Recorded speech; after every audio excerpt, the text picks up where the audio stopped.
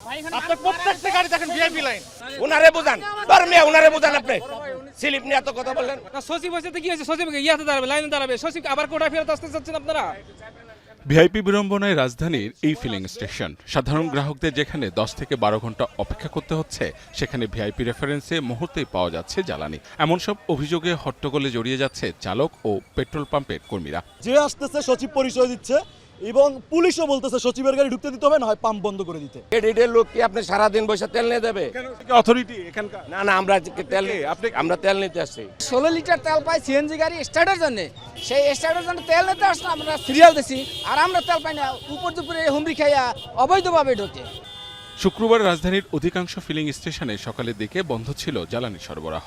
Depot থেকে জ্বালানি আসতে দেরি হয়, বেড়েছে ভোগান্তি। কেউ বৃহস্পতিবার সন্ধ্যা থেকে দাঁড়িয়েছেন লাইনে, রাত কাটিয়েছেন রাস্তায়। শেষ দেখতে চান জ্বালানি নিয়ে এই ভোগান্তির।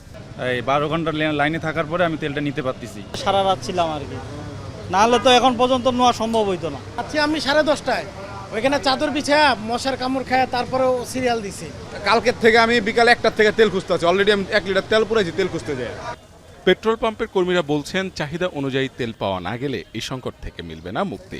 এছাড়া ব্যক্তিগত মজুত যাতে কেউ করতে না পারে, সেজন্য বাড়াতে হবে তদারকি। সকালবেলা লাইন দেয়, দেখা যায় লাইন থাকতে তেল শেষ হয়ে যায়। এটা তো আমগো করার কিছু নাই রে ভাই। যেটা বরাদ্দ পাই সেটা মানে সাথে সাথে মানুষের মাঝে বিলেন দিয়ে দিই। চাহিদা অনেক, কিন্তু সেই অনুযায়ী তো হচ্ছে না। আজকে যেমন অকটেন পাইনি আমরা, তাহলে অকটেনের চাহিদাটাই তো বেশি, কিন্তু অকটেনটা জিরো।